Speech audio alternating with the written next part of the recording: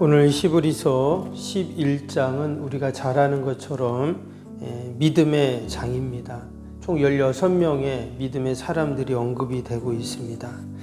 하나같이 이 사람들을 언급할 때 믿음으로 아무개는 이렇게 말씀이 시작이 되고 있죠. 4절부터 보면 믿음으로 아벨은, 믿음으로 에녹은, 또 믿음으로 노아는, 믿음으로 아브라함은, 이렇게 쭉 하나같이 믿음이라는 수식어가 붙어 있습니다. 동일하게 우리 이름 석자 앞에도 무엇이 붙어야 할까요? 믿음으로 아무개는, 이렇게 우리의 이름이 믿음이라는 이름으로 수식이 여러분 되어야 할 줄로 믿습니다. 이 말은 내가 무슨 일을 하든 믿음으로 한다, 이런 말이죠. 앞에 우리가 계속 대제사장에 대한 이야기들이 나왔습니다. 또 제사와 관련된 이야기도 이제 나왔었죠. 예수님이 누구신지, 그분이 어떤 분이신지, 어떤 일을 하셨는지, 마치 대제사장과 같은 그런 분이셨고 그런 일을 했다는 얘기를 했습니다. 근데 왜 갑자기 믿음이 나왔을까요? 이제 10장에서부터 10장 후반절부터 이제 그런 내용이 나왔는데, 앞에 부분까지는 예수님이 어떤 분이신가에 대한 이론적인 이야기를 했다면 10장 중간부터 이제 마지막 13장까지는 이제 실천적인 그런 내용이 나온다, 이렇게 말할 수가 있습니다. 예수님께서 우리를 위하여 십자가 대속의 은총을 베풀어 주셔서 우리가 놀라운 축복을 받았습니다.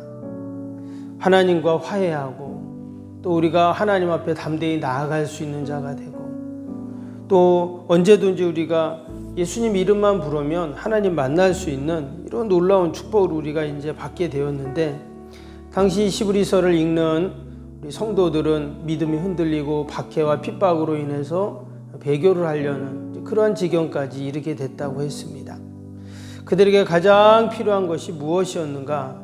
바로 예수님이 어떤 분이신가를, 또 그분이 하신 일이 무엇인가를 알려주는 것이고, 이제 그 예수님을 꽉 붙잡고 어떻게 해요?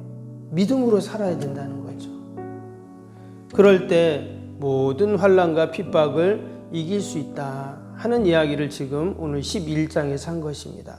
그리고 많은 믿음의 선배들이 그렇게 믿음으로 그 환난과 핍박을 이겼다는 그런 얘기를 지금 이제 하고 있는 것입니다. 이제 33절부터 그 내용이 쭉 나오는데, 36절에 38절만 한번 볼까요?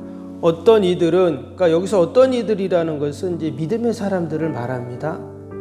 믿음의 사람들은 조롱과 채찍질뿐 아니라 결박과 옥에 갇히는 시련도 받았으며, 돌로 치는 것, 톱으로 켜는 것과 시험과 칼로 죽임을 당하고, 양과 염소의 가죽을 입고 유리하여 궁핍과 환난과 학대를 받았으니 이런 사람은 세상이 감당하지 못하느니라. 그들이 광야와 산과 동굴과 토굴에 유리하였느니라. 많은 이런 핍박과 환난이 믿음의 사람들에게 있었다는 얘기를 합니다. 그런데 중요한 것은 뭐냐? 그런 핍박을 어떻게 했냐? 39절을 보시면 이 사람들은 다 믿음으로 말미암아 그랬어요. 그러니까 믿음으로 말미암아 이겨냈다는 거예요. 이 히브리서에 나오는 이런 정도의 핍박과 고난이 우리에게 있지는 않습니다.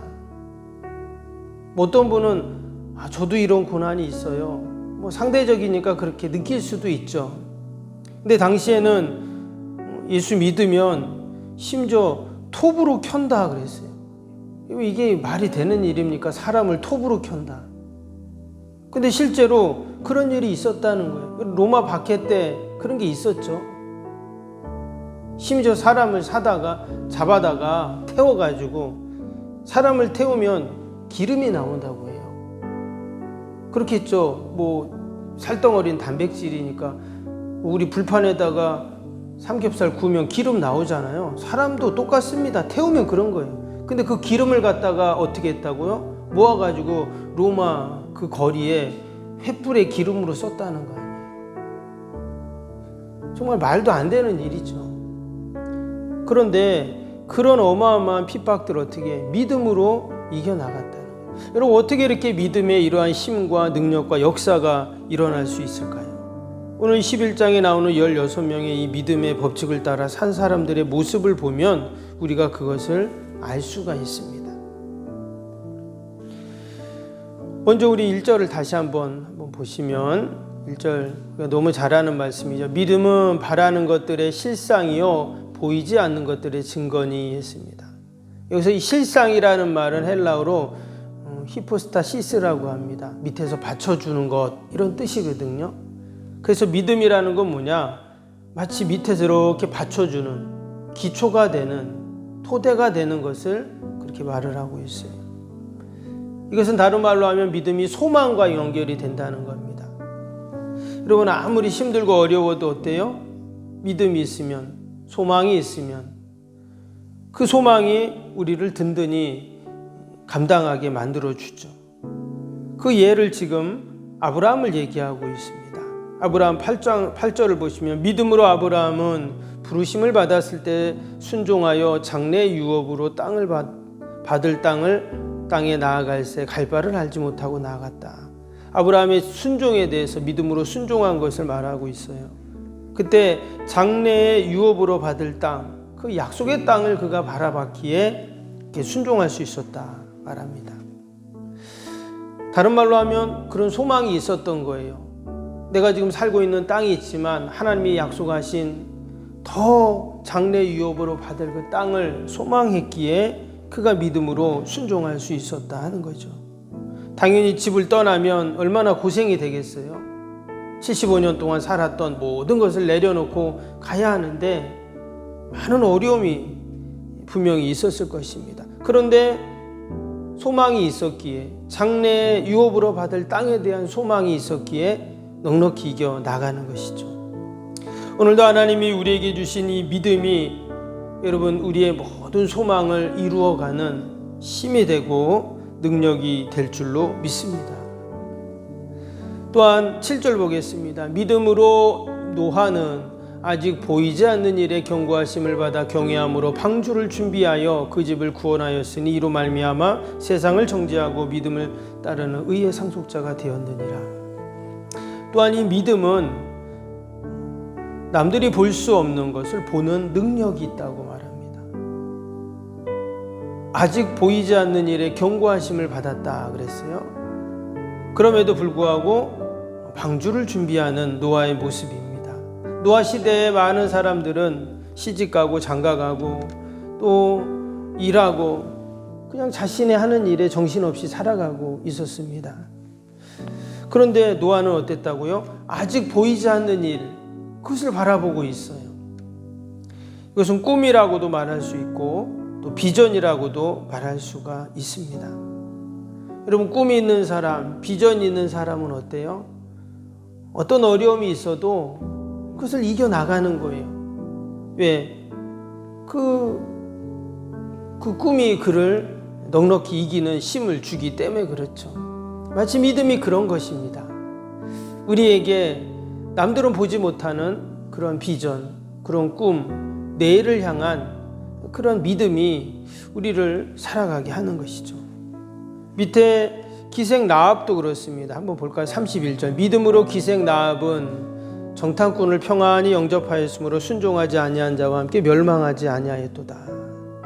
우리가 잘 알죠? 그 여리고성의 기생 라합. 그 여리고성의 모든 사람들이 다 죽게 됩니다. 그런데 기생 라합은 멸망하지 않았다 그랬어요. 그 기생 라합은 믿음으로 그 이스라엘 정탐꾼들을 바라봤을 때 미래를 본 것입니다. 아, 우리 여리고성은 결국 멸망하게 되지만 하나님께서 구원하시는 그 구원이 있다.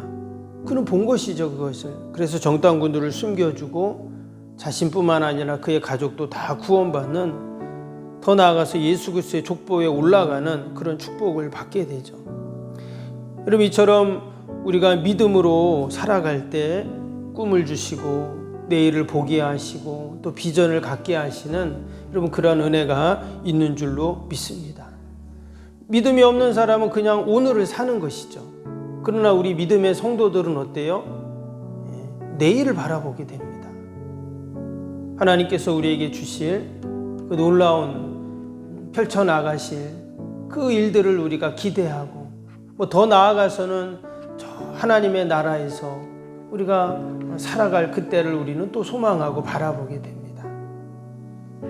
오늘도 하나님께서 우리에게 믿음을 주셨는데 우리가 이 믿음을 잘 간직하면서 늘 이 믿음이 우리의 소망이 되고 또 우리의 능력이 되는 것들을 우리가 생각하면서 오늘 하루도 믿음으로 하나님께 영광 돌리는 저와 여러분이 되시기를 축복합니다.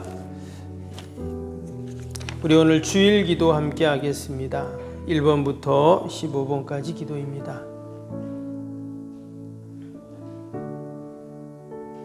1번부터 15번까지.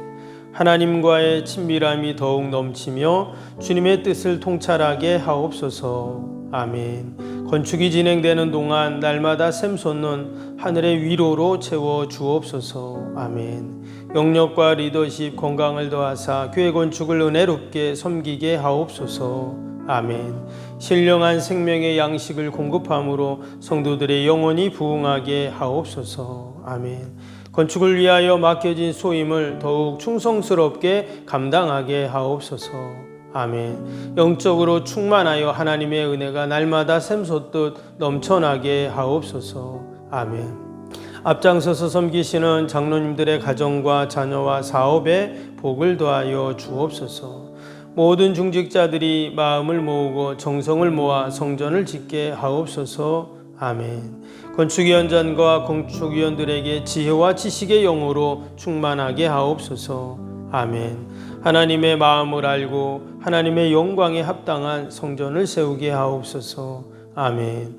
모든 성도들이 건축위원이라는 주인의식을 가지고 기도에 힘쓰게 하옵소서. 아멘. 구역원들의 말씀의 꼴을 풍성히 먹도록 먼저 은혜를 경험하게 하옵소서.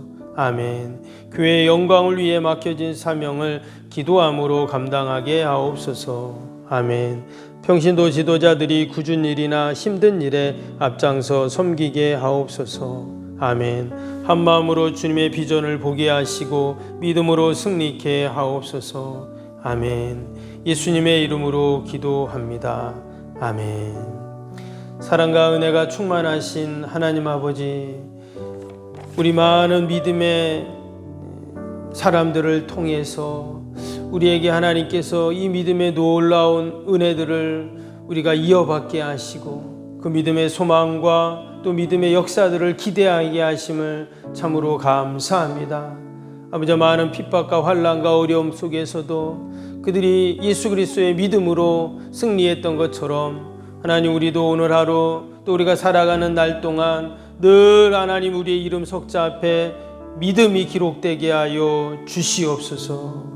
귀한 새벽에도 그러한 믿음으로 기도합니다. 나라 민족과 교회와 이웃과 또 우리 살아가는 자녀들 다 올려드리오니 하나님 늘 보살피시고 하늘의 은혜로 함께하여 주옵소서. 아버지, 오늘도 우리 연약한 육신과 또 우리 연로하신 어르신들 늘 돌봐주시고 아버지, 건강 때문에 염려하며 근심하지 않게 하여 주옵소서. 오늘도 거룩한 날 주님 전에 나와 함께 예배드리며 찬양하며 하나님 영광 돌리는 모든 성도들 하나님께서 하늘의 은혜와 복으로 충만하게 채워 주옵소서. 우리 어린 생명들, 우리 귀학교 아이들 주님 전에 나와 함께 예배할 때 믿음이 자라가게 하여 주시고 주님께 기둥 같은 일꾼들로 하나님 굳건하게 세워 주옵소서. 우리가 사순절을 보내고 있습니다. 주님의 고난을 깊이 묵상하게 하시고 그 고난에 동참하는 저희들이 되게 하여 주옵소서. 오늘 특별히 세례 입교식이 있습니다. 아버지, 세례받을 또 아버지 입교하는 분들 하나님 하늘의 은혜가 부어지게 하여 주시고 정말 세례를 통해서 그들이 더 하나님 앞에 거듭나며 또한 아버지 하나님 만나는 은혜들이 있게 하여 주옵소서. 더 신앙생활 믿음생활 견고히 할 수 있도록 복을 더하여 주옵소서. 오늘도 멀리 출타 있는 우리 성도들 자녀들 어디 있든지 동일한 은혜와 복으로 함께 하여 주시고 오직 하나님께만 영광 돌리게 하여 주옵소서. 하나님이 어렵고 힘든 시대 가운데 우리 한국교회가 더 기도하게 하여 주시고 민족의 아픔들을 끌어안고 나아가게 하여 주옵소서. 아버지 정치가 안정이 되게 하시고 아버지 어지럽고 혼란스러운 이 시대 가운데 온 국민들이 마음을 모으고 힘을 모아서 아버지 잘 헤쳐나갈 수 있도록 은혜를 베풀어 주시옵소서. 하나님, 새벽마다 올려드리는 우리 새성정 건축의 기도가 다 하늘에 응답되게 하여 주시고 하나님께서 도우시고 함께 하심을 경험케 하여 주옵소서. 하나님, 올 하루도 오직 하나님 영광 돌리는 복된 하루 되게 하여 주옵소서. 감사하며 예수님의 이름으로 기도하옵나이다. 아멘.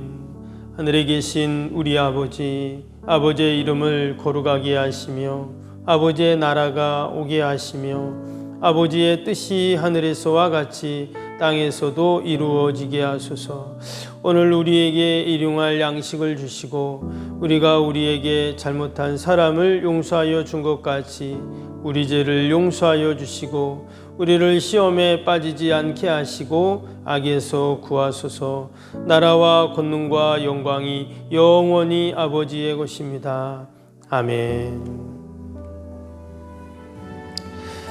사랑과 은혜가